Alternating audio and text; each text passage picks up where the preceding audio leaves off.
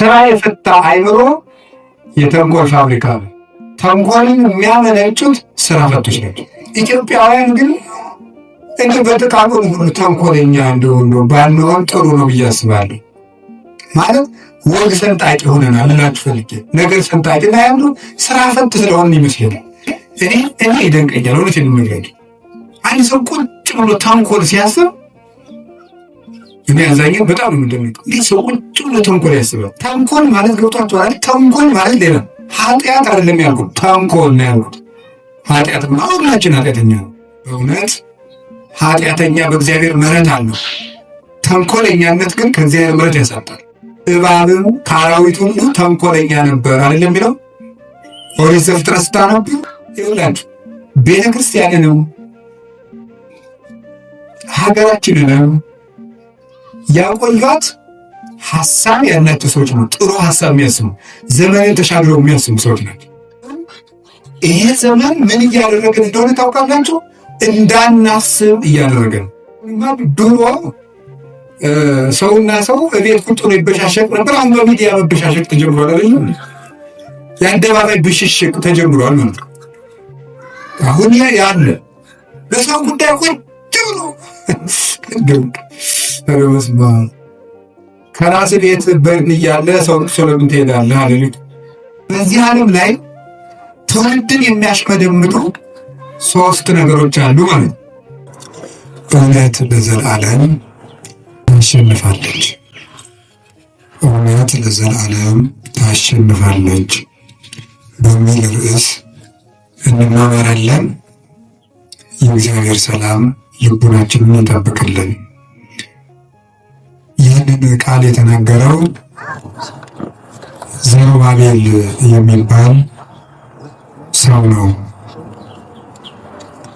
በብሉይ ኪዳን ዘመን ጌታችን መድኃኒታችን ኢየሱስ ክርስቶስ ከመወለዱ አስቀድሞ 518 ዓመታትን ቀደም ብሎ የነበረ ሰው ነው። ነገሩ የሚመጣው ከእስራኤላውያን ምርኮ ነው። እስራኤላውያን ጌታችን ከመወለዱ በፊት 586 ዓመት ዓለም ወደ ባቢሎን ተማርከው ሄደው ነበረ። 10 ነገድ በሰሜን እስራኤል ሰማርያ የነበሩት ወደ ፋርስ የዛሬዋ ኢራን፣ 2 ነገድ ደቡብ እስራኤል የሚባለው የይሁዳ መንግስት፣ እነሱ ደግሞ ወደ ባቢሎን የዛሬዋ ኢራቅ ተማርከው ሄደው ነበረ።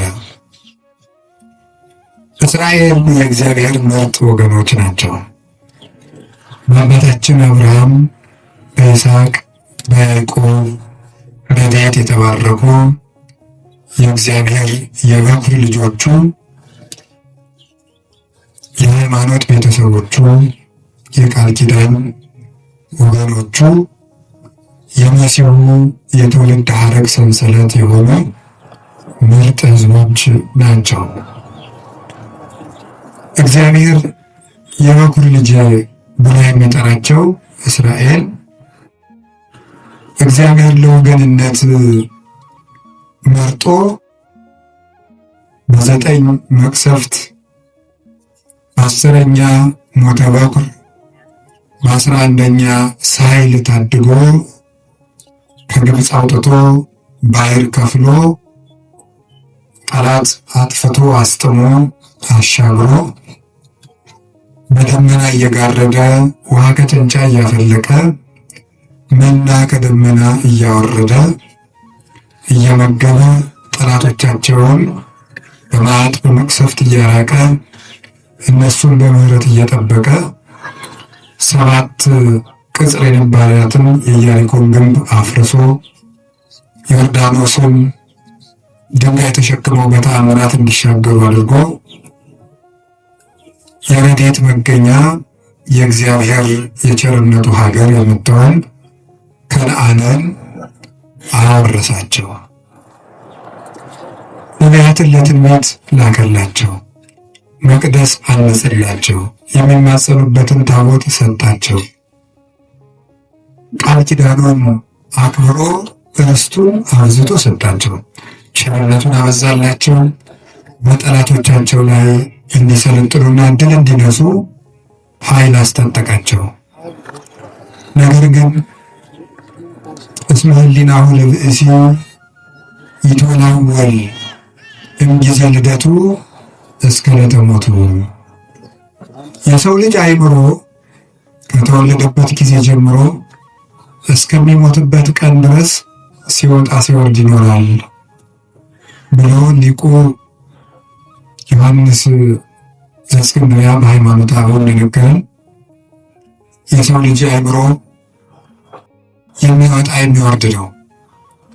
እረፍት የለውም። እግር ብዙ ነው። እየተናገረ በጎኑ ያስባል፣ እያሰበም ይናገራል።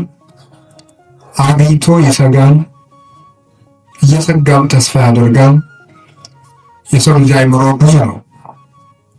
ስለዚህ በህሊናው መጠን ኃጢአቱም እየበዛ ይመጣል።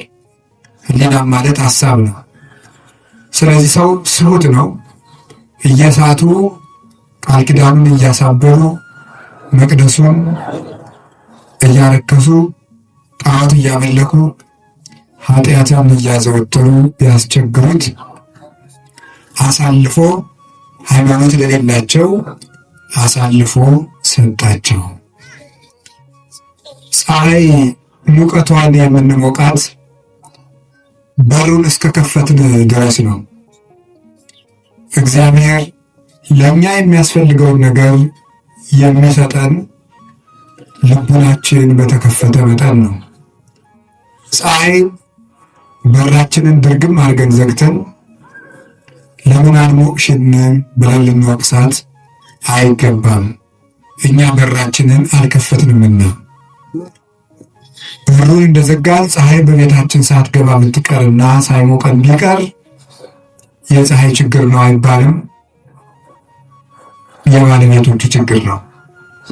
እግዚአብሔር የምህረትና የጥበቃ ቃል ኪዳን ሰጥቶ ሕዝብ በዚያ ቃል ኪዳን ሳይጠቀምበት ቢቀር እግዚአብሔር ወገኖችን ረስተዋል አይባልም።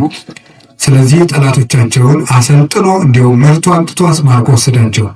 በዚያ 70 ዘመን ተገዝተው ንስሐ ከገቡ በኋላ እግዚአብሔር ከነሱ ወገን ጠላት የሚያጠፋ ንጉሥ ባይኖር እንኳ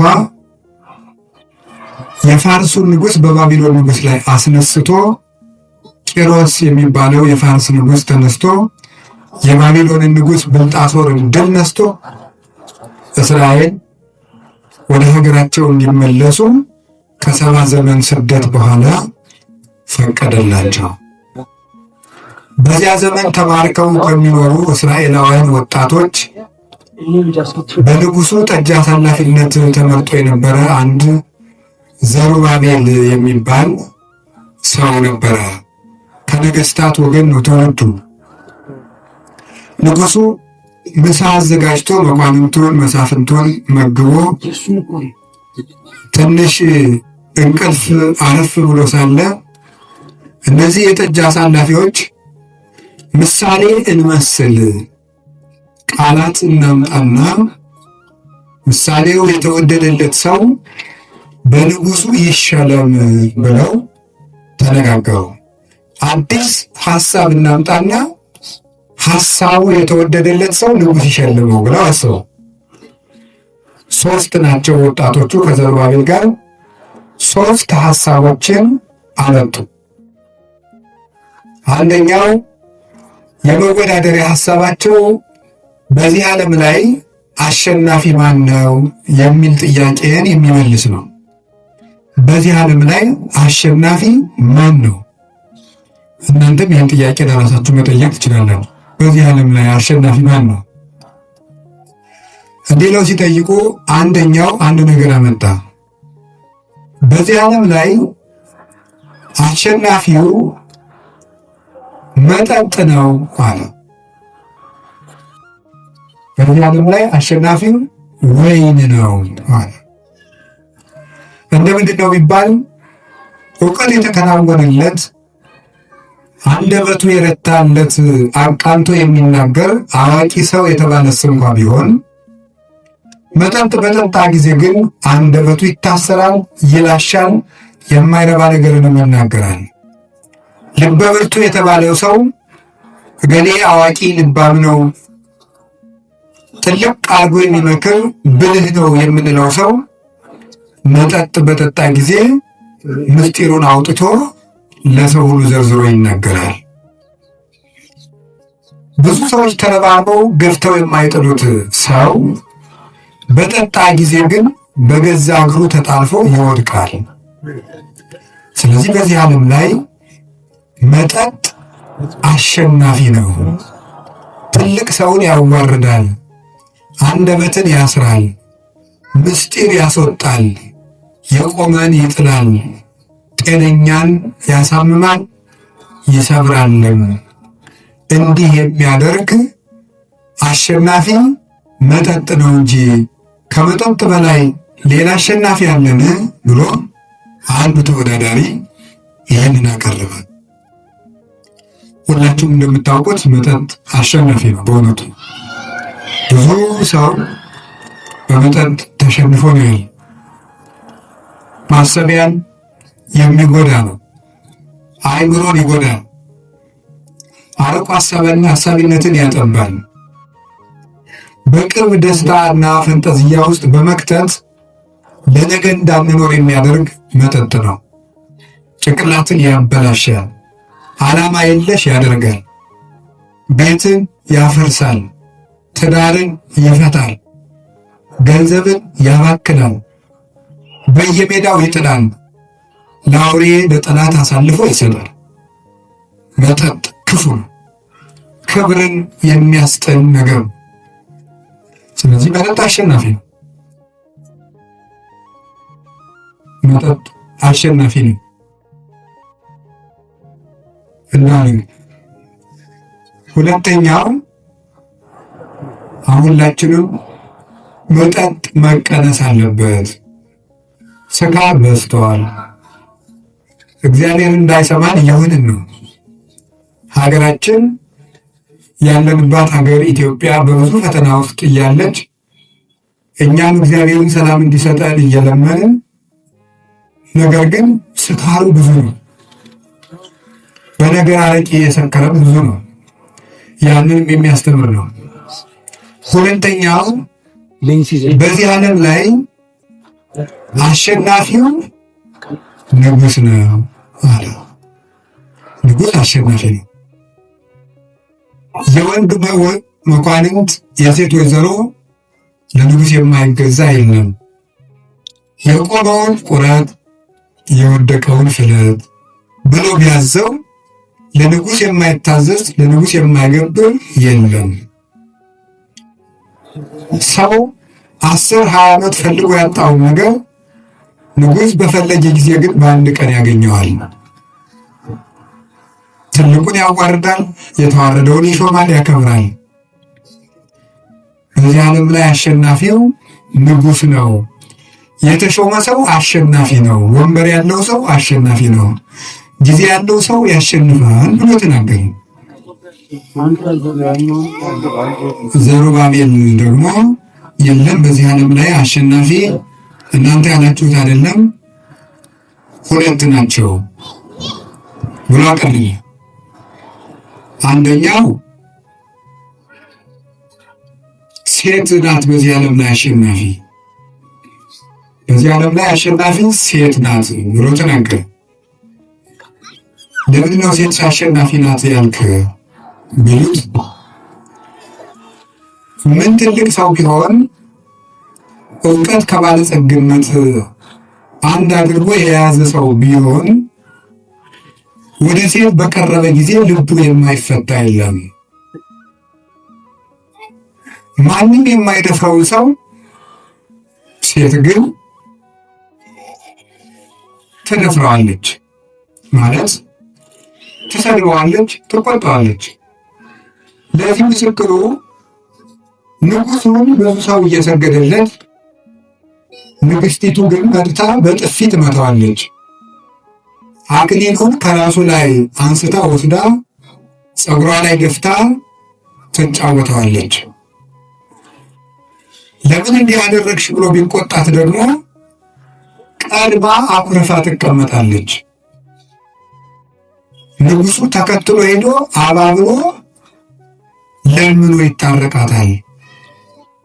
ሰው ዕድሜ ዘመኑን የለፋበትን ገንዘብ ለእናት ለአባቱ ሳይሰጥ ለሚያገባት ሴት አስረክቦ ቁጭ ይላል። በሴት እስትንፋስ የማይፈተን ልቡ እንደ ቅቤ የማይቀልጥ ማን ነው? ስለዚህ በዚህ ዓለም ላይማ አሸናፊዋ ሴት ናት አለ። አራተኛ ግን ምን አለ? ሁሉ ግን አልፎ ለዘላለም የምትኖር እውነት ናት። መጠጠጥ አሸናፊነቱ ከእንቅልፍ እስኪነቁ ድረስ ነው። ንጉሥ አሸናፊነቱ እስከሚሻው ድረስ ነው።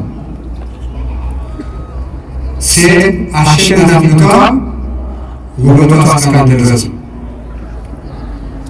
እውነት አሸናፊነቱ ግን ለዘላለም ነው። ስለዚህ ከሁሉ በላይ አሸንፎ የማይሻር ውበቱ የማይጠወልግ ስልጣኑ የማይሻር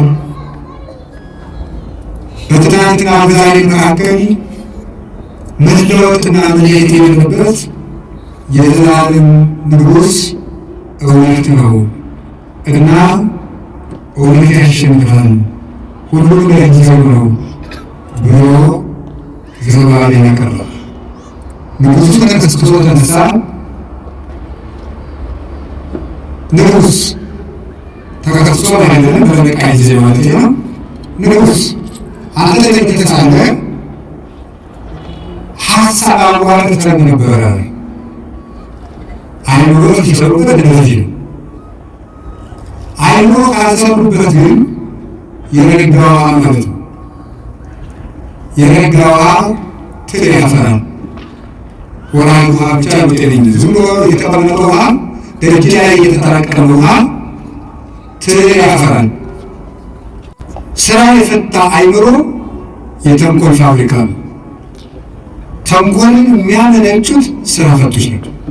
ክፋትን፣ ቂምን፣ ሰው ከሰው ማጣላትን የሚያመጣው ስራ ፈቶ ቁጭ ማለት ነው። ነገረኛ የሚያደርግ ራሱ ስራ ፈቶ ነው። ስራ ፈትነት አንዳንድ ጊዜ እኔ ሳየው ፈረንጆቹ ተንኮል ያላቸው ተንኮል የእነሱ እንዲያውም ስትራቴጂክ ተንኮል ነው። በጣም ኃይለኛ ተንኮል ነው። እንደዚህ ቀለል ያለ ተንኮል አይነካካቸውም። ሀገር አቀፍ ተንኮል፣ ወንዝ ተሻጋሪ ተንኮል፣ ዓለም አህጉር አቀፍ ተንኮል የሚተነኮል የእነሱ። ኢትዮጵያውያን ግን እኔ በጥቃቅን ሁሉ ተንኮለኛ እንደሆነ ባንሆን ጥሩ ነው ብዬ አስባለሁ። ማለት ወግ ሰንጣቂ ሆነናል እላችሁ ፈልጌ ነገር ሰንጣቂ ላይ ያሉ ስራ ፈት ስለሆን ይመስለኛል። አሁን በምን ነው ይሄን ማለት? አሁን ውጭ ሀገር ተወልደው ያደጉ ልጆች ኢትዮጵያውያን ውጭ ሀገር የተወለዱትን ሳያቸው ኢትዮጵያ ሲመጡ አንዳንዴ ሳያቸው በቃ የነገሯቸው ነገር ነው ብለው ነው የሚይዙት። ወግ አይሰምተው አሽሙር አያውቁም። ለምንድን ነው ሲባል ሲገባኝ አሽሙር ስለሌለ ሁሉም ወደ ስራ ስለሚመጥ አሁን እኮ ስራ ስለሌለ ነው አሽሙረኛ የሆነ ነገረኛ የሆነ ነገረኛነት የስራ ፈትነት ውጤት ነው። ያንን ሰው በጣም ያስደንቀኛል።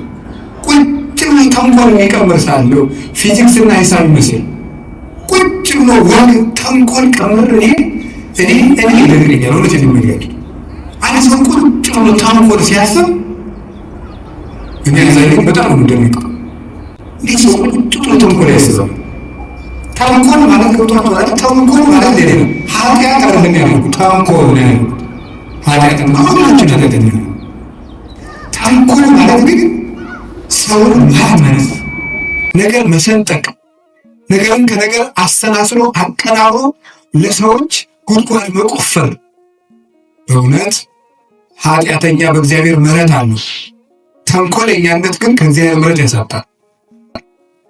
እባብም ከአራዊት ሁሉ ተንኮለኛ ነበር አይደለም የሚለው ኦሪት ዘፍጥረት ስታነቡ፣ እባብ ከአራዊት ሁሉ ተንኮለኛ ነበር። ተንኮለኛነት ማለት ሰውን አሳስቶ ገደል መክተት። እንዲሳሳት ጉድጓድ ትቆፍራለህ፣ ተሳሳተ ብለህ ጉድጓድ ውስጥ ትከተዋለህ፣ ራስህ አሳስተህ ራስህ ትስቅበታለህ። ይሄ ተንኮለኛነት። ጥሩ አይምሮ ግን ቁጭ ስንል በማለት ያለብን ሀሳብ ማዋጣት። እስኪ ሀሳብ እናዋጣ ብለን እኔም አንድ ሀሳብ አንተም አንድ ሀሳብ እስኪ ይህን ነገር እንወያይበት ብሎ ይውላችሁ ቤተክርስቲያንንም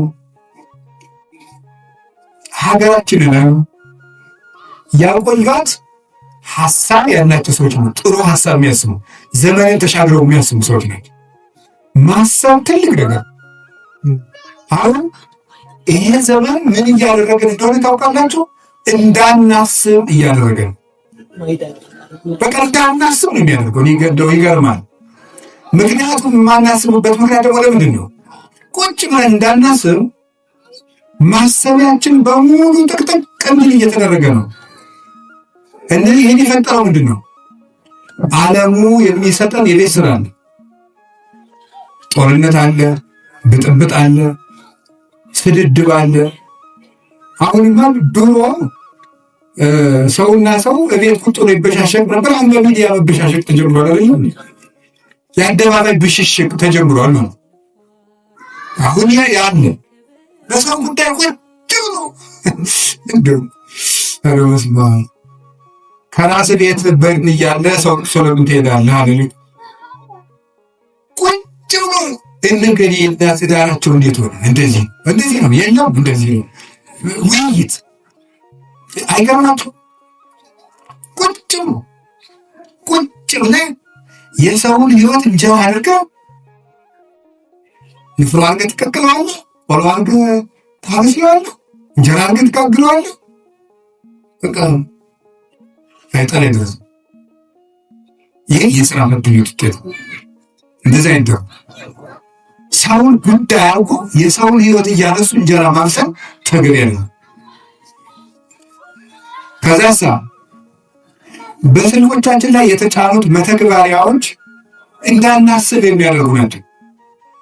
የዩቲዩብን ሳንጨርሰው የፌስቡክ ይመጣል፣ የፌስቡክን ሳንጨርሰው የቲክቶክ ይመጣል፣ የዚያን ሳንጨርሰው የምትደውለው ስልክ አለ።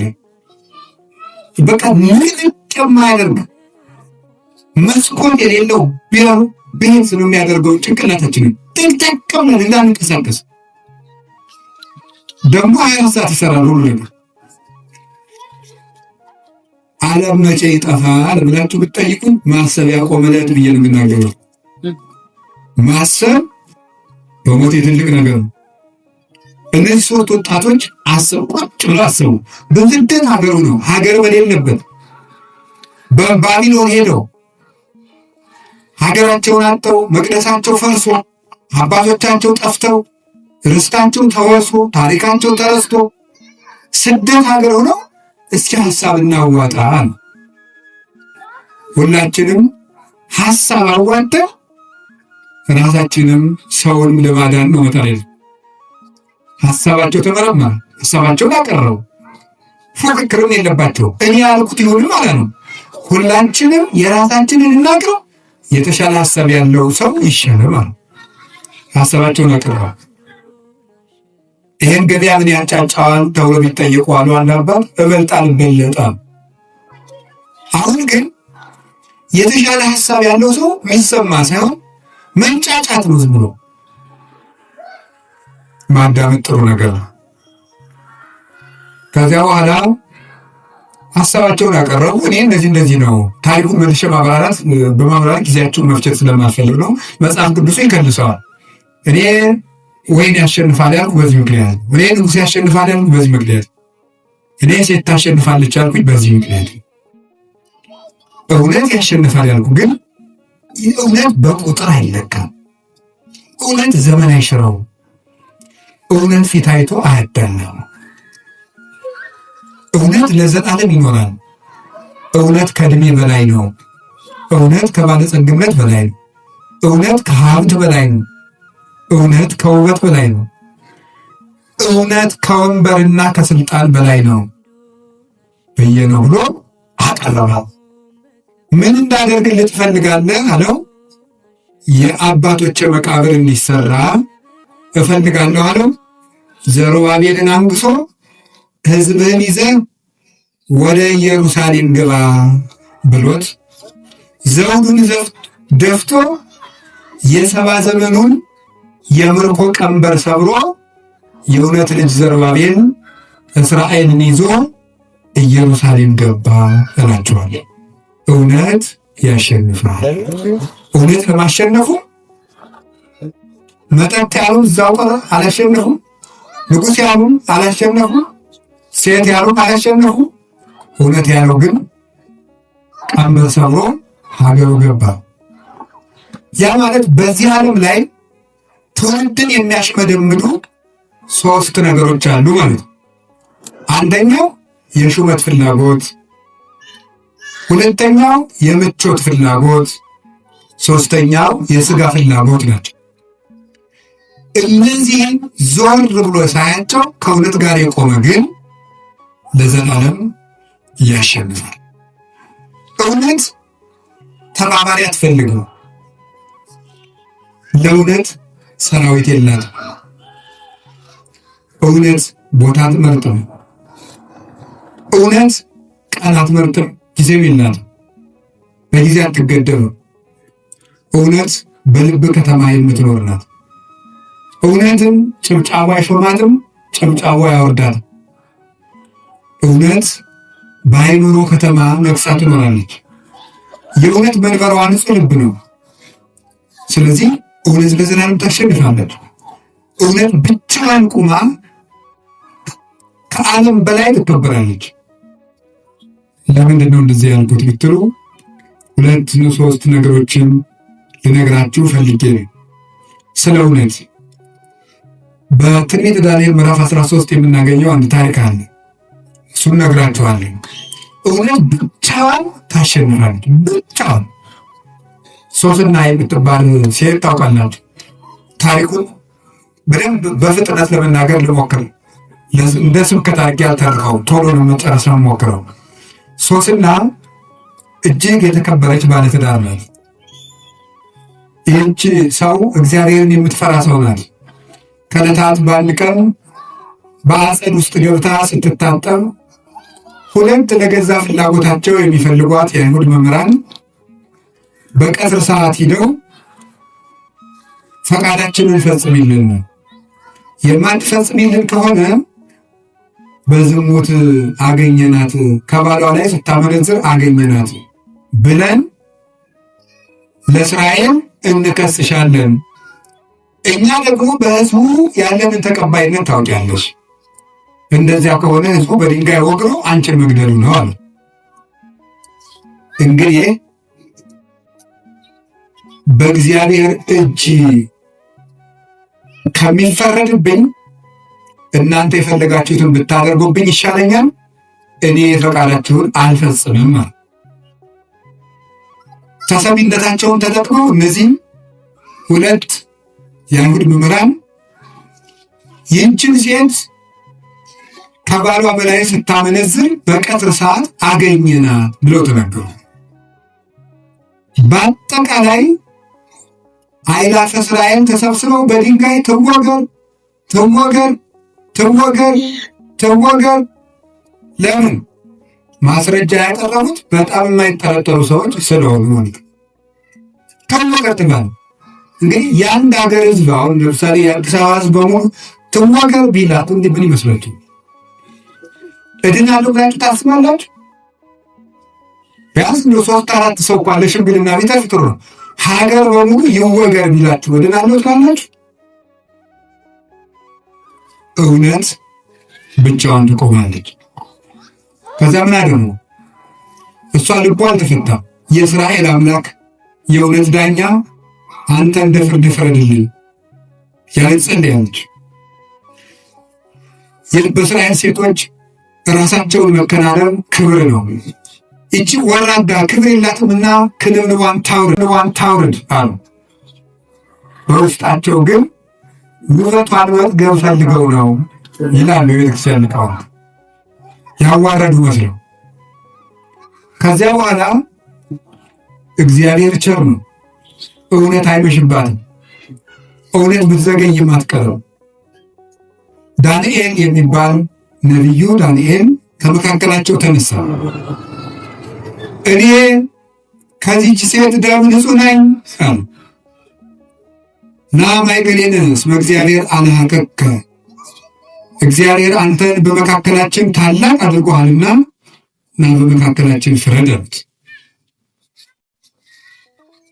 የእውነት ኃይሏ ሺዎች እየጮሁ የአንድ ሰው ጩኸት የአንድ ሺህ ሰው ጩኸትን ዝም እንዲል አደረጋቸው። ግርም ነው የሚያደርገው። ቆይ እስኪ እናንተ ውሸታሞች ይችን ሴት ከምን ዛፍ ስር ነው ስታመነዝሯት ብሎ ዛሬ የሕግ ባለሙያዎች መስቀለኛ ጥያቄ እንደሚሉት መስቀለኛ ጥያቄ ጠይቃቸው።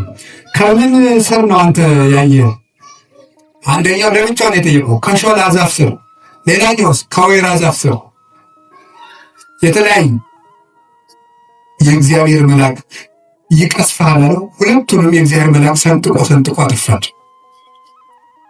እውነት ለዘላለም ያሸንፋል። አንዲት ሴት ከእውነት ጋር ቆማ ሀገር ተነስቶባት ወገን ክዷት አሸንፈች።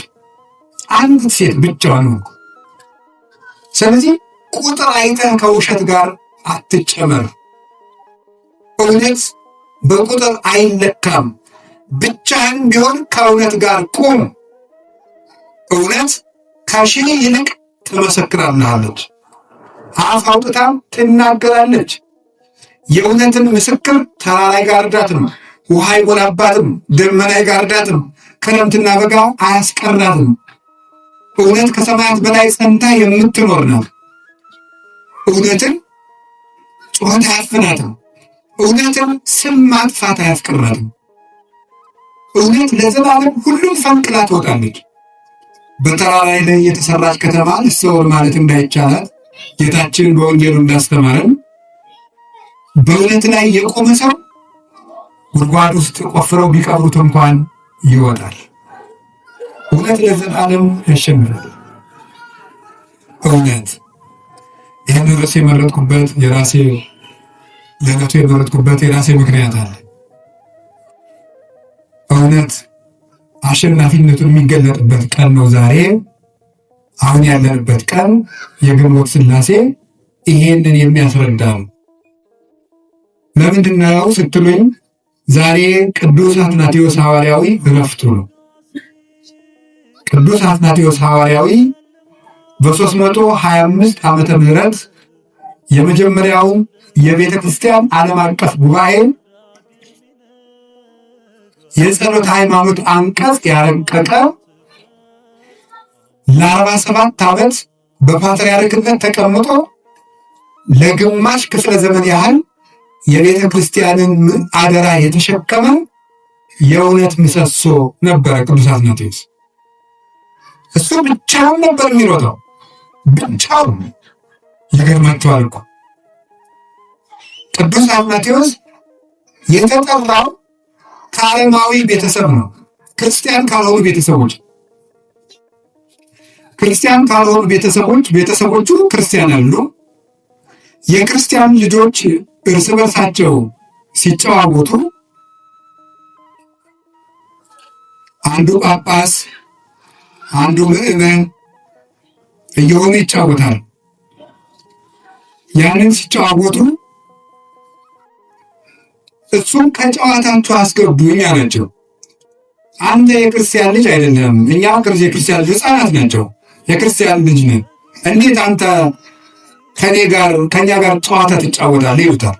በቃ ለእናንተ ክርስቲያን ሆናለሁ፣ ከጨዋታቸው አስገቡኝ አላቸው። የሕፃናት ጨዋታ ነው። ሲጫወቱ ሕፃናቱ አትናቴዎስን አጥምቀን ክርስቲያን አደረግነው እያሉ አንዱ ሜሮን ሲቀባው አንዱ አጠመቅኩ ሲለው የጨዋታ ነው ሁሉም። እንደዚያ ሲሉ በዘመኑ የነበረው የእስክንድርያ ሊቀ ጳጳስ እለእስክንድሮስ ደረሰ። ቆሞ ተመለከታቸው።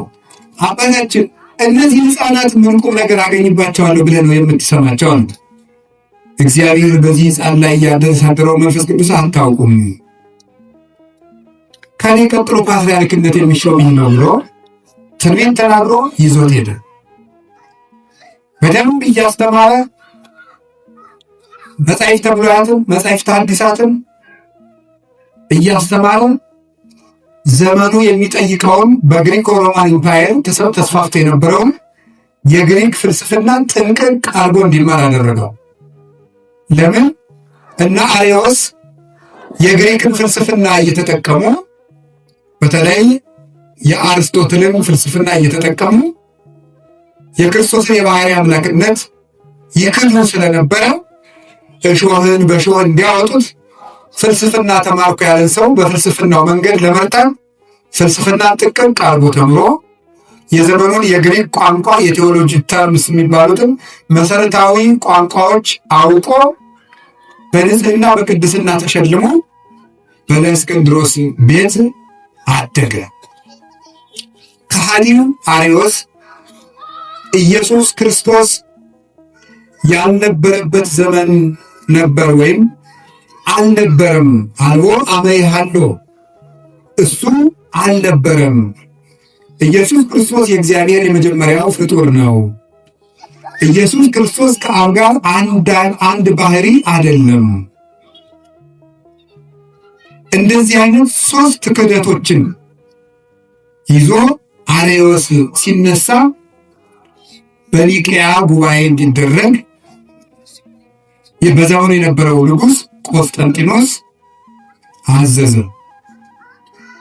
ኒቅያ የምትባለው ዛሬ ኢዝኒክ ትባላለች፣ ቱርክ ውስጥ ያለች ከተማ ናት። እዚያ ዓለም አቀፍ ጉባኤ መጀመሪያው ጉባኤ ተጠራ። 318 በዓለም የነበሩ ሊቃነ ጳጳሳት በሙሉ ሄዱ። የቤተ ክርስቲያን መከፋፈልም አልነበረም። በዚያን ጊዜ ቤተ ክርስቲያን አንድ ቤተ ክርስቲያን ነው። እዚያ ሲሄዱ ቅዱስ አትናቴዎስ ተገኘ። እነዚህም አርዮስ እነዚህን ክደቶች ሲያቀርብ ኢየሱስ ክርስቶስ ቀዳማዊ አይደለም ማለት ጊዜ ቀዳማዊነቱን ተንትነዋል። ቀዳሚው ቃል በመጀመሪያ ቃል ነበር የሚለውን ዮሐንስ ወንጌል ምዕራፍ 1 ቁጥር 1 ያለውን መሰረት እያደረጉ ቃል በመጀመሪያ ነበር ስለሚል ከቃል ተለይቶ የሚኖር ልብ የለም፣ ከልብ ተለይቶ የሚኖር ቃል የለም። ወልድም ከአባቱ ተለይቶ አልኖረም። ወልድ የአብ ቃል ነው። ልብ ያለ ቃል እንደማይኖር አብም ያለ ቃል አልኖረም። ስለዚህ ወልድ በአብ ልብነት የነበረ ቀዳማዊ ቃል ነው አሉት። ዕብራውያን ምዕራፍ 1 ቁጥር 3 ያለውን አስተው ዘውቱ ጸዳለ ስብሐቲሁ ስለ ኢየሱስ ክርስቶስ ሲናገር ቅዱስ ጳውሎስ እሱ የክብሩ ነጸብራቅ ነው። ሃይማኖታችሁን በደንብ ስሙ። እናንተ መማር አለባችሁ። አንዳንድ ጊዜ እግዚአብሔር ያበላል ያጠጣል የሚል ስብከት ብቻ አይደለም መስማት ያለባችሁ፣ መሰረታችሁንም ማወቅ አለባችሁ። ሃይማኖት ሲነገር እንቅልፍ መተኛት፣ እግዚአብሔር ጤና ይሰጣል እንጀራ ያበላል ሲሏችሁ እልል ማለት ይሄ ነው። በደንብ አድርጋችሁ ማወቅ አለባችሁ ሃይማኖታችሁን። ኢየሱስ ክርስቶስ ቀዳማዊ ቃል ነው። ቃል ነው። ቃል ደግሞ ሥጋ ሆኗል። ቃል ደግሞ እግዚአብሔር ነው። ቃል በልብ እንደሚኖር ወልድ በአብ ኖሯል። ከአብ ተለይቶ የኖረበት ዘመን የለም። የወለዱ አብ እንድህረ ዘመን አብ ኑሮ የወለደው አይደለም። አልወቱ ጥንት መጀመሪያ አልነበረው። እሱ ቀዳማዊ ነው። ዕብራውያን ምዕራፍ 1 ቁጥር 3 ላይ እሱ የአብ የክብሩ ነጸብራቅ ነው፣ የአብ የክብሩ ጸዳል ነው፣ የአብ የክብሩ ብርሃን ነው አለው።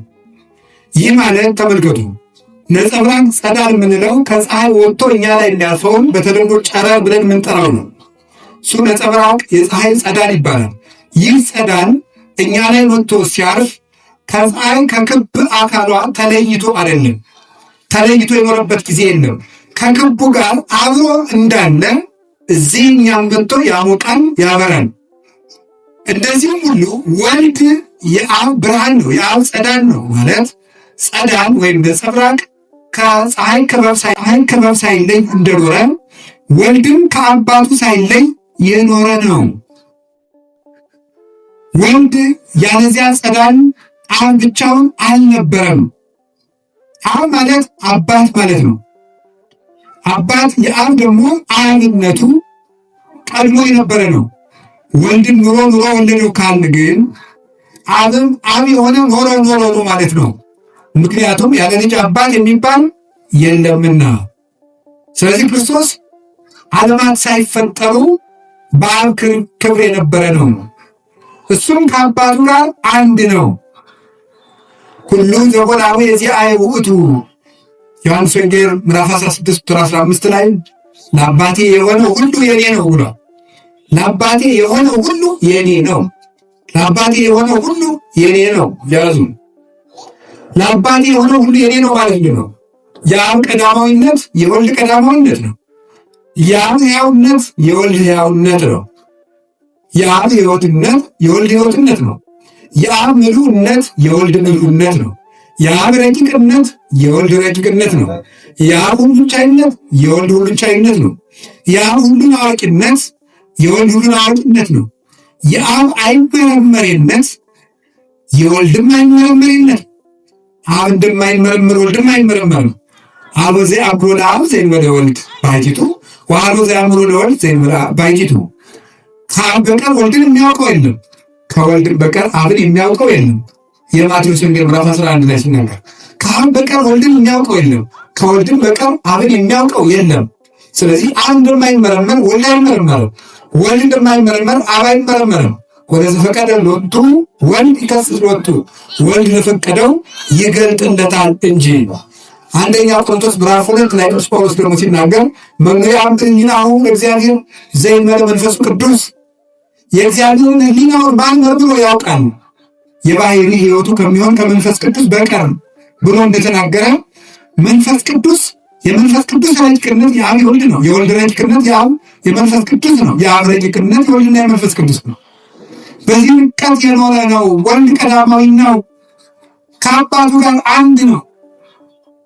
በከመ ይሁቦሙ አብ ሕይወተ ለፍቁራኒሁ ከማሁ ወልድኒ ይሁቦሙ ሕይወተ ለፍቁራኒሁ።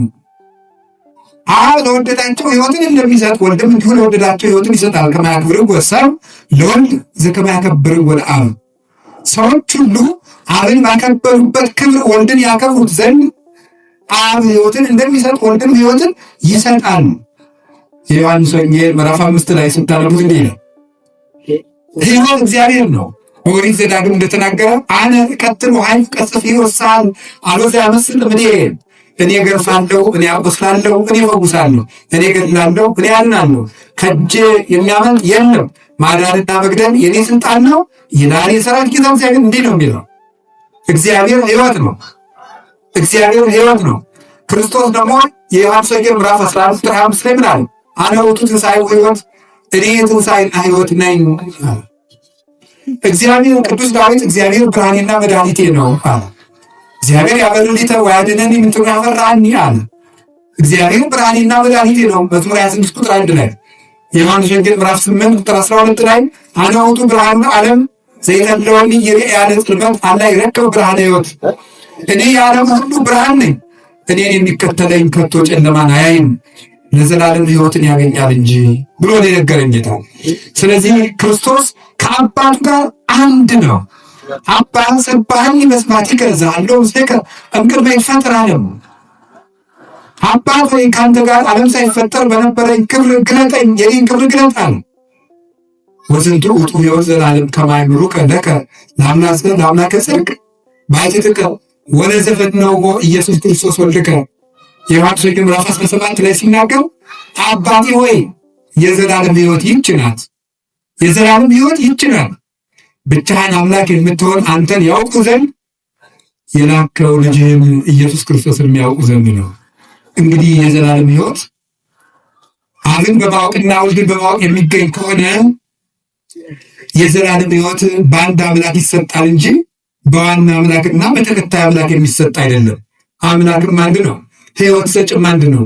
እንደዚያ ከሆነ አብን ማወቅ ሕይወት ከሆነ ወልድንም ማወቅ ሕይወት ከሆነ ሕይወት ደግሞ ለዓለም ያለው አንድ ነውና አንድ ሕይወት አለውና ለዓለም ያም አንድ ሕይወት እሱ ከአባቱ ከመንፈስ ቅዱስ ጋር ሩያን በመለኮቱ የሚሆን አንድ የባሕርይ ጌታ ኢየሱስ ክርስቶስ ነው። አንደኛ ዮሐንስ ምዕራፍ 5 ቁጥር 20 ላይ እንዲህ ይላል ቅዱስ ዮሐንስ በመልእክቱ ሲናገር ንሕነሰ ነአምን ከመ መጽአ ወልደ እግዚአብሔር ወሀበነ ልበ ከመ ናይገብሮ ለእግዚአብሔር በጽድቅ እኛ ግን የእግዚአብሔር ልጅ እንደመጣ እግዚአብሔርንም እናውቅ ዘንድ ልቡናን እንደሰጠን እናውቃለን። ወሀለውነ በአሜን በወልደ እግዚአብሔር ዘውእቱ ዘበአማን እግዚአብሔር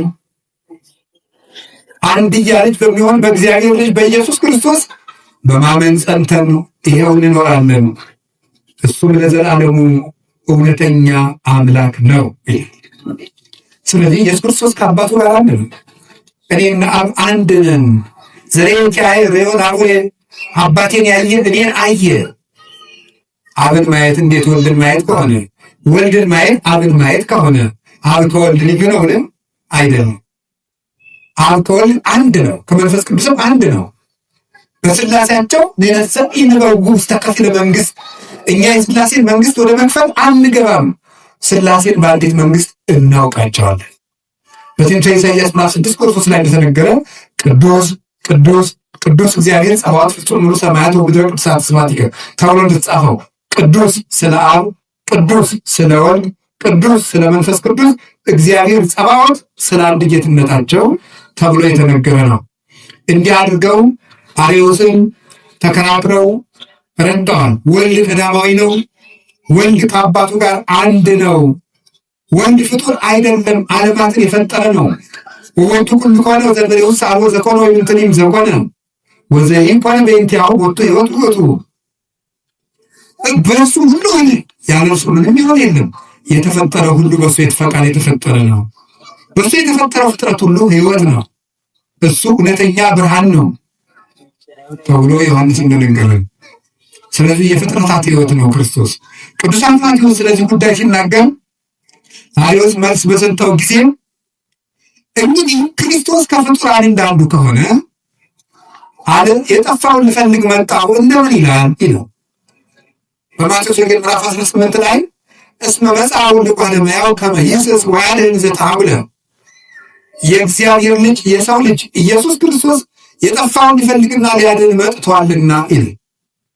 ኢየሱስ ክርስቶስ ከፍጡራን እንዳንዱ ተራ ፍጡር ከሆነ ምስጋና ይግባውና ተራ ፍጡር ከሆነ እንዴት የጠፉትን ሊፈልግ ይመጣል?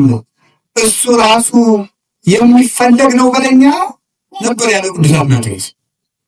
ክርስቶስማ አምላክ ባይሆን ኑሮ የጠፉትን ሊፈልግ እንዴት ይመጣል? ፍጡር የጠፋውን የሚፈልግ ቢሆንማ ኑሮ አዳምን ፍጡር የሚያድነውና የሚዋጀውማ ቢሆን ኑሮ መላእክት ለምን ባልተላኩለትም ነበር? ሲወጡ ሲወርዱ የነበሩ መላእክት ለምን ባልዋጁትም ነበር? እውነተኛውን እርቅ ግን የሚፈጽመው አምላክ ነውና እግዚአብሔር አንድያ ልጁን ላከ እንጂ። በፍጡር ደምማ ዓለም የሚድን ከሆነ የአቤል ደም አያድነንም ነበረ? የኢሳይያስ ደም አያድነንም ነበረ? አይደለም። እንደዚያ ከሆንማ የኢየሱስ የሰው ልጆች ድነት ከንቱ ነው በለኛ እያለ ነበር ቅዱስ አትናቴዎስ ይህንን ትምህርት የሰጠው። በዚህ መሰረት የጌታችን የመድኃኒታችን ኢየሱስ ክርስቶስ እውነተኛ አምላክነትና ጌትነት በስልጣኑ ያስተማረ፣ በስልጣኑ ሕግ የዘራ። ልብ በሉ፣ የሕግ ባለቤት እግዚአብሔር ነው። በኦሪት ዘጸአት ምዕራፍ 20 ቁጥር 1 ጀምሮ እንደምታነቡት 10ን ቃላት ለእስራኤል ሕግ አድርጎ የሰጣቸው እግዚአብሔር ነው። ያለ እግዚአብሔር ትእዛዝ ሕግን በሕግ መተካት የሚችል የለም። ታዲያ እንደዛ ከሆነ ምን ያለው ሰማይ ልሙ ዘተብለ ለቀደምትክሙ አፍቅሩ ቢጸክሙ ወጽልሑ ጸላእተክሙ ወአንሰ እብለክሙ አፍቅሩ ጸላእተክሙ። ለቀደሙት ሰዎች ወዳጆቻችሁን ውደዱ፣ ጠላቶቻችሁን ጥሉ እንደተባለ ሰምታችኋል። እኔ ግን እላችኋለሁ ጠላቶቻችሁን ውደዱ።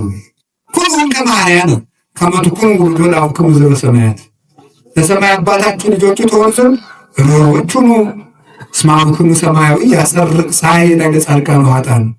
የሰማይ አባታችሁ ለጻድቃንም ለኃጥአንም ፀሐይን ያወጣል፣ ያዘንም ዝናመ ላይ ለሄራን ወኩያን። ለክፎችም ለደጎችም ዝናብን ያዘንማል። እኔ ግን እላችኋለሁ ወዳጆቻችሁንማ ብቻ ብትወዱ ከአሕዛብ ብልጫችሁ ምንድን ነው? ቀራጮችስ ይህንን ያደርጉት የለምን? እያለ ሕግን የሰራ ተራራው ላይ ቀድሞ በሙሴ ዘመን ሕግን እንደሰጠ ትናንት በተራራ ላይ ሕግን የሰጠኋችሁ እኔው ነኝ ሥጋ ለብሼ መጣሁ ሲል ወደ ተራራ ወጥቶ ከፍ ባለ ቦታ ላይ ቆሞ እኔ ግን እላችኋለሁ እያለ እንደ ጌትነቱ ሕግን ሰራ።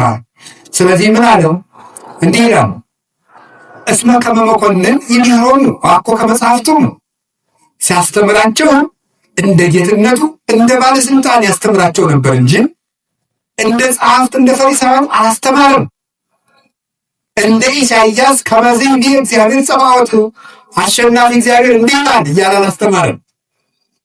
እንደ ዘካርያስ ከመ ይቤ እግዚአብሔር ዘኩሎ ይመልክ ሁሉን የሚገዛ እግዚአብሔር እንዲህ ብለዋል ብሎ አላስተማርም። እንደ ሕዝቅኤል ከመ ይቤ እግዚአብሔር አዶናይ ሁሉን ቻይ እግዚአብሔር እንዲህ ብለዋል ብሎ አላስተማርም። እንደ ሙሴ ከመ ይቤ እግዚአብሔር ደቂቀ እስራኤል የእስራኤል ልጆች ሆይ እግዚአብሔር እንዲህ ብሏችኋል ብሎ አላስተማርም። እሱ ያስተማረ ግን እኔ እላችኋለሁ እያለ ያስተማረ እውነት እውነት እላችኋለሁ አለ። እስመ ሐቃጌ ብሉይ ወሐዲስ ውእቱ ኢየሱስ ክርስቶስ የብሉያትና የሐዲሳት ጌታ ኢየሱስ ክርስቶስ ነው። የነቢያትና የሐዋርያት የማዕዘናቸው ራስ ኢየሱስ ክርስቶስ ነው። የእምነታችን ራስና አበጋዝ፣ የሕይወታችን ራስ፣ የትንሣኤያችን በኩር፣ የጨለማው ገዥ የተቀጠቀጠበት እውነተኛው ፀሐይ ጽድቅና ብርሃናችን፣ የነፍሳትን ጥም የቆረጠ የሕይወት ውሃ እሱ ኢየሱስ ክርስቶስ ነው። ስለዚህ ቅዱስ አትናቴዎስ ይህንን አስተማረ፣ ገለጠ። ጸሎተ ሃይማኖት የሚባለው ጸሎት አርቅቆ ያቀረበው ቅዱስ አትናቴዎስ ነው። ዛሬ ግንቦት 7 ሥላሴ የቅዱስ አትናቴዎስ ዕረፍት ነው። በጣም በትልቅ ቀን የተሰበሰብነው የተወደዳችሁ ምዕመናን ሃይማኖታችን የተመሰከረበት ቀን ነው። ይሄ ቀን እግዚአብሔር በዚህ ቀን ስለሰበሰበን እናመሰግናለን። በኋላ ሁላችንም ቀጥ ብለን ቆመን ይህን ጸሎት እንጸልያለን። የሕይወታችን ጌታ ትንሣኤያችን ኢየሱስ ክርስቶስ እውነት ሆኖ ያሸነፈበት ከ318ቱ ሊቃውንት ጋር 319ኛ ብሎ የአርዮስን ልብ በረቂቅ ስልጣኑ የወጋበት በዮሐንስ ወንጌል ቀዳማዊ ቃል በሚለው ቃሉ የክደትን እንክርዳድ አበጥሮ የዘራበት በመንፈስ ቅዱስ እስትንፋስነት እንክርዳዱን አርዮስን ከአዝመራው የለየበት የትልቁ መሳሪያውና መዶሻው የቅዱስ አትናቴዎስ ዕረፍቱ ነው ዛሬ። ስለዚህ ቅዱስ አትናቴዎስ ይህን እውነት ገለጠው። አርዮስ ተወገዘ።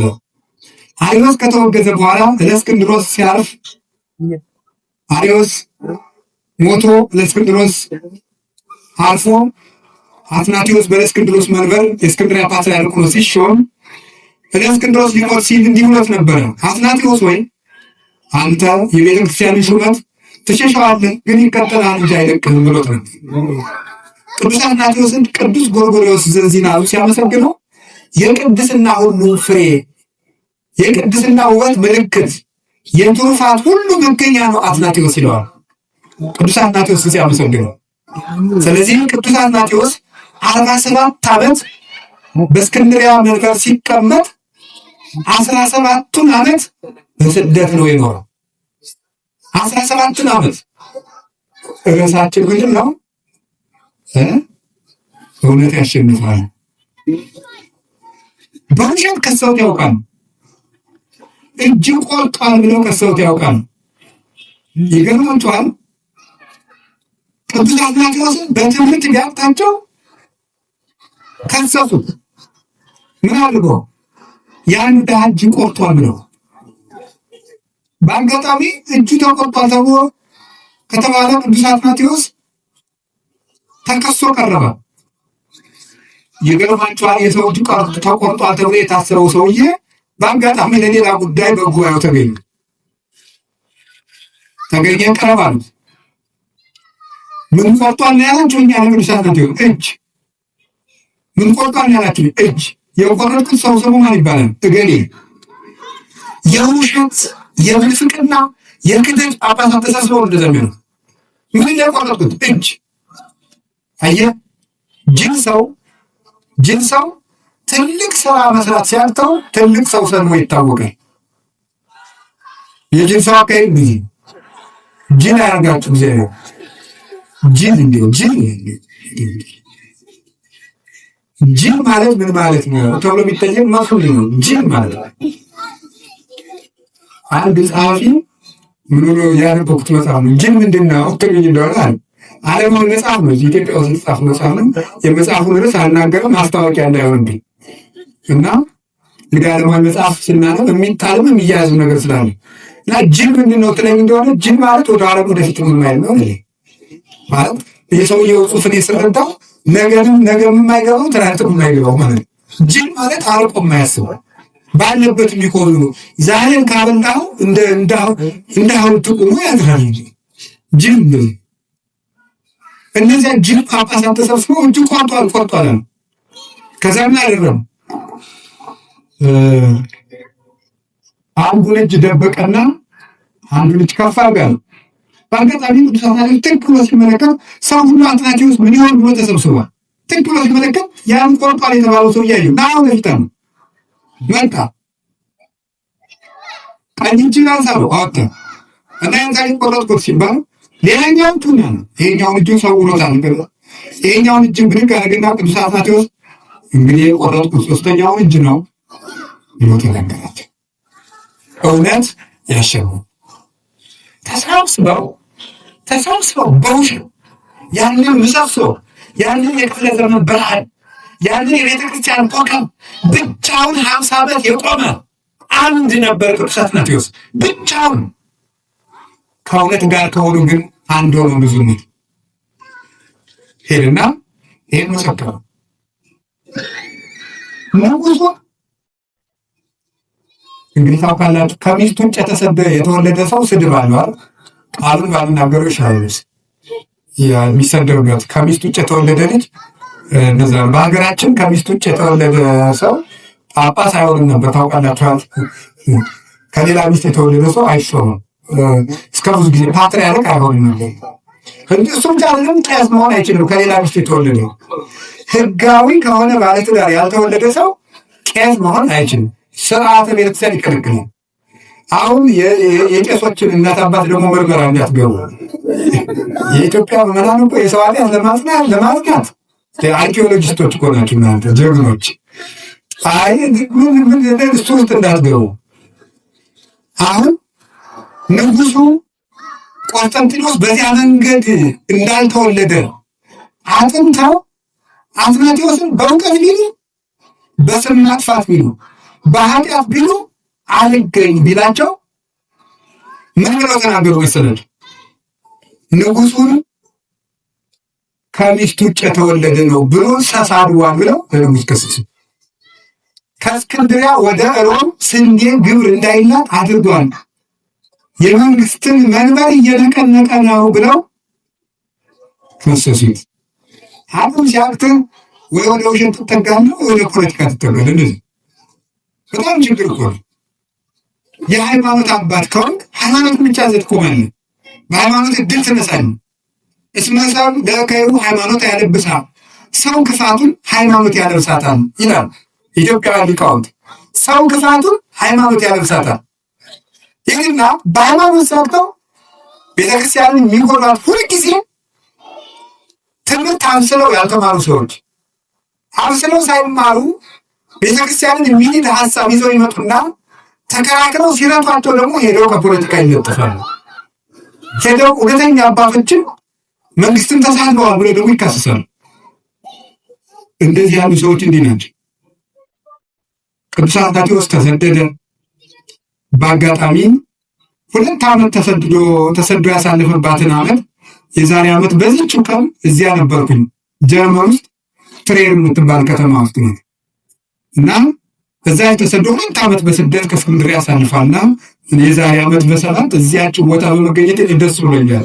ቅዱስ አትናቴዎስ ስለምወደው እንደው በስደት የቤተክርስቲያናችንን መከራ የሀገራችን መከራ እንደው አስብ እባክህ ብዬ አሁን ዘሰማያት ደግሜ ነበር ምንም ኃጢአተኛ ቢሆን የአሁን ዘሰማያት አንካሳ የለውም እና ልላችሁ የፈለግኩት ያ ሁሉ ዘመን አብቅቶ ያ ሁሉ ግፍ አብቅቶ በገዳማት ተሰዶ ተንከራቶ አርዮሳዊ ጊዮርጊስ የሚባል ደግሞ ተሾሞ እጅግ ተንኮለኛ የሆነ እንግዲህ ታውቃላችሁ ቅዱስ አትናቴዎስ የምን ለኢትዮጵያ ቤተክርስቲያን ትልቅ ባለውለታዋ ነው።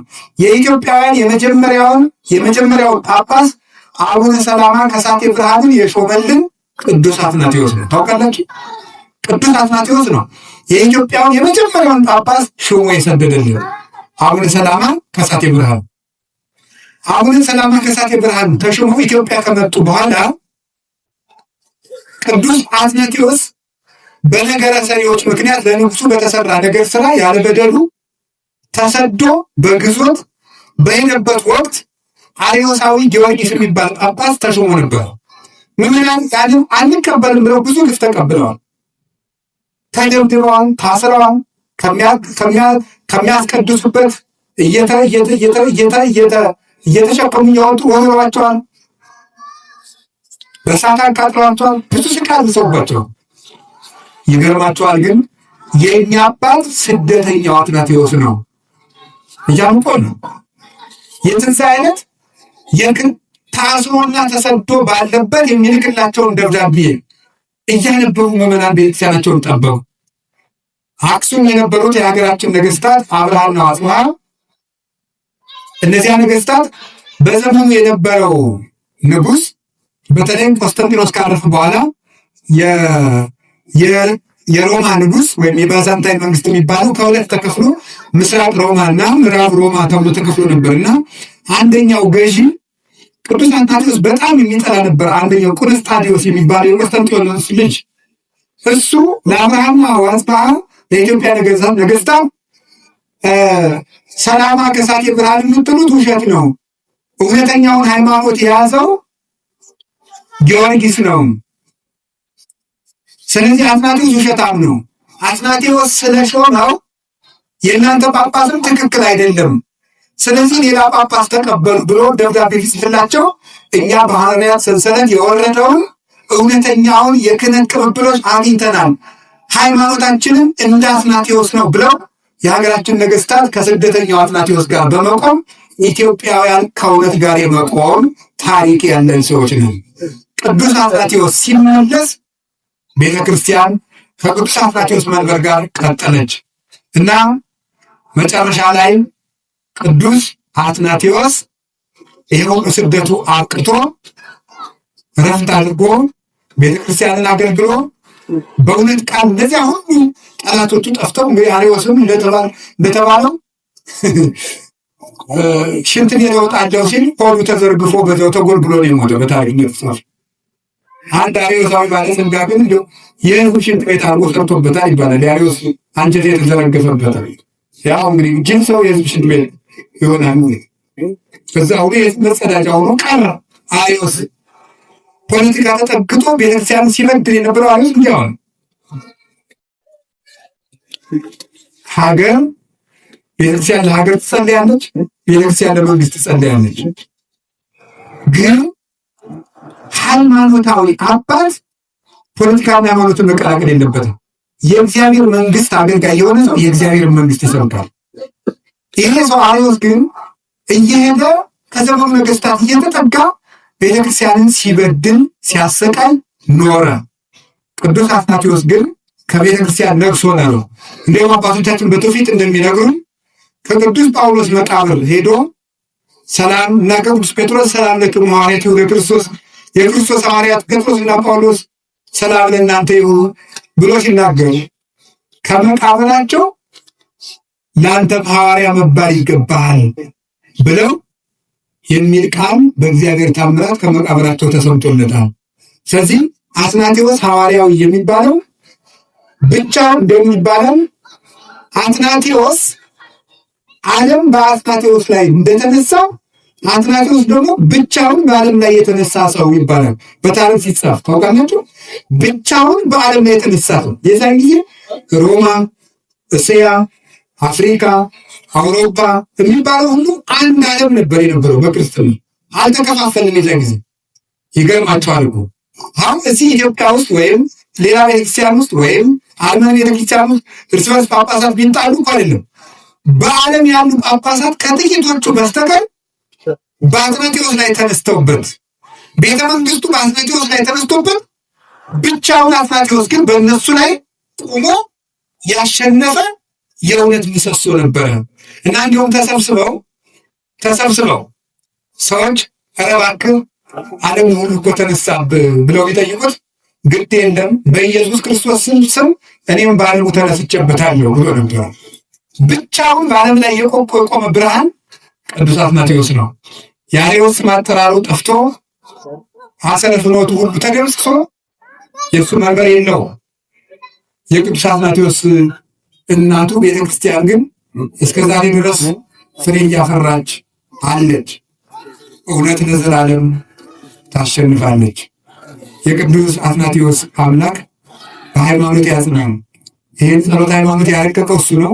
አባ ጳውሊ የተባሉ አባት በራእይ እንዳዩት ሰይጣን እንደ ጸሎት ሃይማኖት አድርጎ የሚጠላው ጸሎት የለም፣ ሰማዕታት በሚያፈሰሱለት እውነት ነው እና ይላልና ጸሎት ሃይማኖት የሚለው መንገድ ላይ ሆናችሁ፣ መቃብር ላይ ሆናችሁ፣ ውስጥ ሆናችሁ፣ የትም ሆናችሁ ቢሆን ጸልዩ፣ የአትናቴዎስ አምላክ ይደርስላቸዋል። የቅዱስ አትናቴዎስ አምላክ በፍጹም ሰላሙ ለሁላችንም ይድረስልን። ከእውነት ጋር ያቁመን እግዚአብሔር። በስብሐት ለእግዚአብሔር።